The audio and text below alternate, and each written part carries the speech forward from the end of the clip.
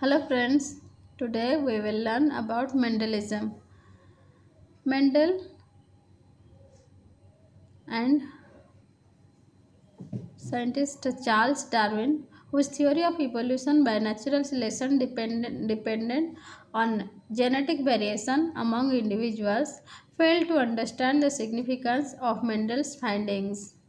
In fact, Darwin performed breeding experiments on the snapdragons similar to Mendel's on peas and got data similar to Mendel's. But the missing point missed the point, still relying on the concept of blending. Mendel's pioneering paper had no discernible influence on the scientific world for more than 30 years.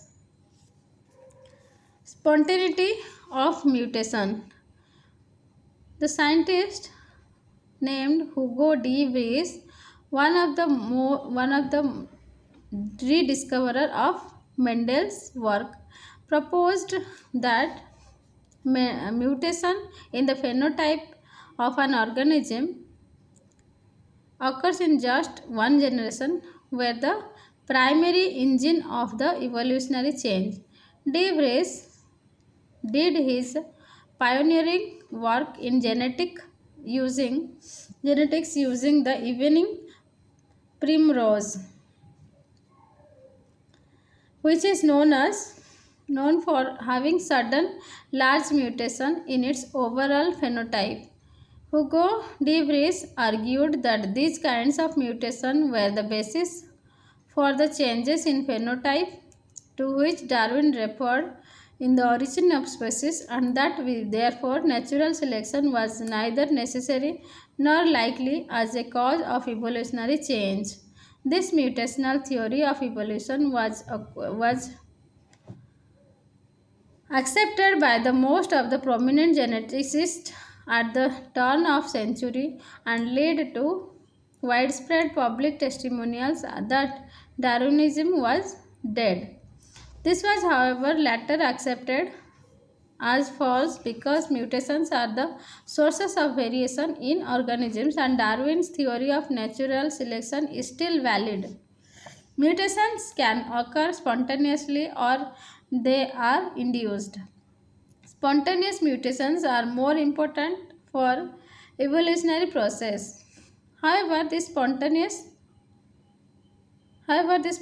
mutations, also called background rate of mutation, varies from species to species and from gene to gene. Measurements of spontaneous forward mutation frequencies for various genes of phage and bacteria range from 10 to the power 8 minus 8 to 10 to the power minus 8 minus 10 detectable mutations per base pair per generation. For eukaryotes, estimates of forward mutation rates range from about 10 to the power minus 7 to 10 to the power minus 9 detectable mutations per base pair per generation. Mutation is the ultimate source of all genetic variation. It provides the raw material for evolution.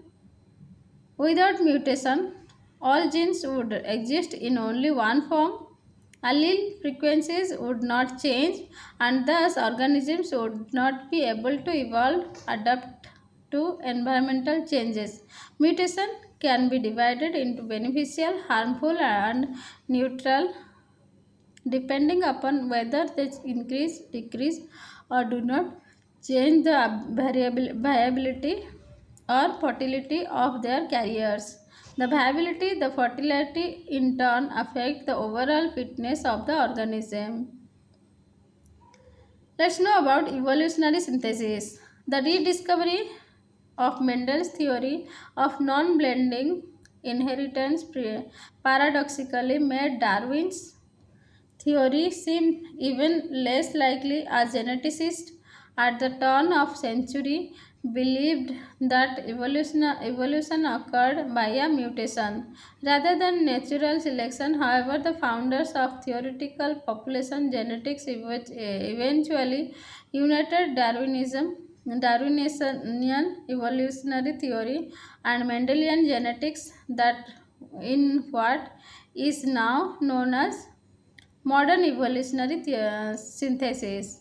Ironically, one great unsolved problem in Darwin's masterwork is on the origin of the species was just that how and why do species originate? Darwin and his later followers were faced with a seeming paradox.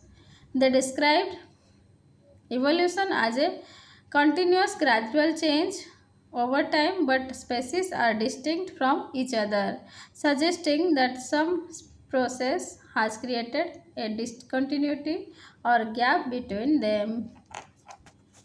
Ernst Mayr, perhaps the greatest evolutionary scientist of the 20th century, along with Fisher, Dobzhansky, Halden, Wright, Ford, Renz, Simpson, Stebbins, Mayer achieved the modern synthesis in the 1930s and 1940s that integrated Mendel's theory of heredity with Darwin's theory of evolution and natural selection. Julian Huxley coined the term when he published his book Evolution, that is modern synthesis, in 1942. The modern evolutionary synthesis is now provides a widely accepted account of evolution. It is also referred to as the new synthesis, the modern synthesis, the evolutionary synthesis or millennium synthesis, and the neo-Darwinism synthesis. According to the modern synthesis, genetic variation in populations arises by chance through mutation and recombination. Evolution consists primarily of changes in the frequency of alleles between one generation and another as a result of genetic drift, gene flow, and natural selection. Speciation occurs gradually when populations are reproductively isolated by geographic barriers.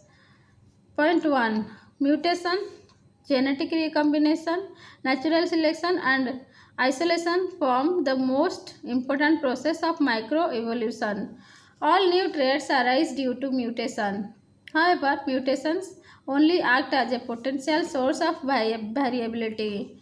Natural selection is the most vital process of microevolution, and its role is more progressive and creative in bringing genetic variability. Isolation, reproductive as well as geographic, form strong base for the formation of new species. Reproductive isolation to work effectively requires immense contribution of mutation, natural selection, and geographic isolation. New species are formed by continuous action of microevolutionary process over a long time span, cutting through geographical span. According to evolutionary synthesis, evolution is the sum total of five essential evolutionary processes, that is gene mutation, change in chromosome number, genetic recombination, natural selection, and reproductive isolation.